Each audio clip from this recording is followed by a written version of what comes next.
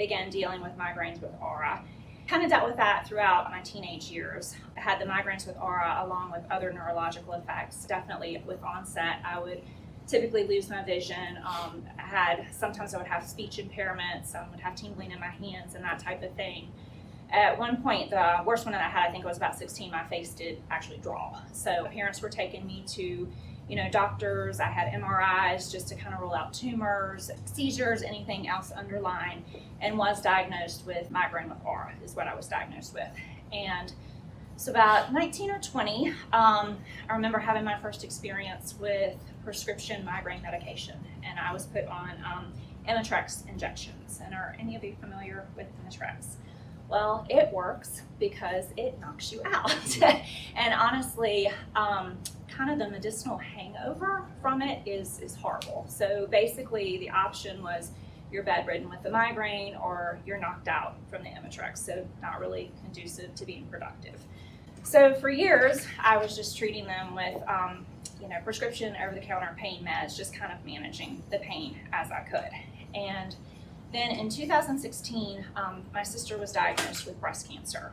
And during that time, I spent a lot of time with her, and she decided to support her system, her body, through the care of cancer through more holistic approaches. And honestly, nothing that I was ever against, but nothing that I had ever really explored.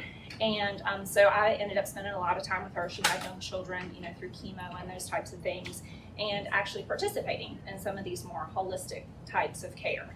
And the thing that was most impactful to me was during chemo, radiation, and cancer, she never spent a single day in bed. And I firmly believe that's because of the way that she was caring for her body through the treatment. So then 2020 hits, and that was a huge change for all of us. Life was crazy, but one of the things that happened for me was just the frequency of my migraines began to increase dramatically. So once again, I went back to a neurologist, and the first medication that they prescribed me was Imitrex. So here we are almost 20 years later, and I'm being prescribed the same medication.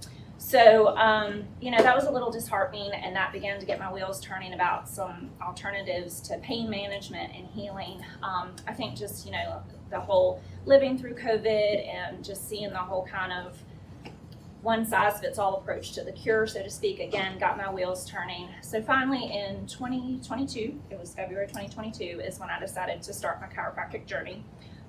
When I came in, I was having between 9 and 12 migraines a month. It was becoming very debilitating. I was not, being able to function like I wanted to. I am happy to tell you that here I am a year into my care. I have between 2 and 3 a month now. So it has been a huge success for me, and I'm excited for what the future holds. So.